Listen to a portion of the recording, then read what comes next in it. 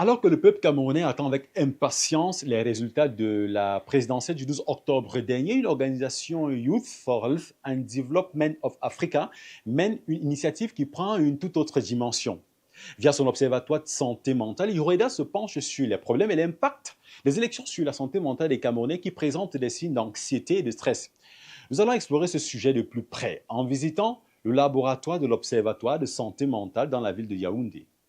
Des statistiques pour illustrer des données numériques recueillies auprès des participants anonymes. Comme ce jour-là, Audrey, médecin et spécialiste en santé mentale, évalue avec curiosité l'implication directe des populations dans le processus électoral. Bon, là, précisément, je suis en train de regarder les premières réponses au questionnaire que nous avons déployées, de voir les premières statistiques, quelles sont les différentes tendances en matière de santé mentale, de stress, de désinformation, et comment est-ce que les populations se comportent face à cette période électorale.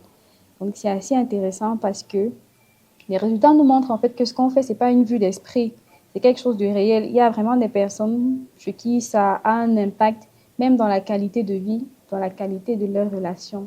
L'objectif de cette étude est clair, comprendre comment les débats politiques, souvent passionnés, influencent l'équilibre mental des populations et sur les réseaux sociaux, les échanges vivent parfois la confrontation. On ne dit pas de santé sans santé mentale. C'est vraiment la base de toute santé. On constate que pendant les périodes électorales, sur les réseaux sociaux notamment, accessibles à tout le monde, en 2025, en principe, à tout le monde, il y a beaucoup de discours de haine qui maintenant conduit, si on va dire ça comme ça, des discours tribalistes. Il y a des personnes qu'on injure, que ce soit les candidats, que ce soit les militants, que ce soit les populations même entre elles. Il faut qu'on sensibilise les populations aussi et leur dire attention à ces discours. Éloignez-vous de ces discours, protégez votre santé mentale. Yoda espère ainsi que les résultats de cette étude permettront d'inscrire durablement la santé mentale dans les politiques publiques. C'était Pérez Mbala depuis Yaoundé pour Nouvelle Aube.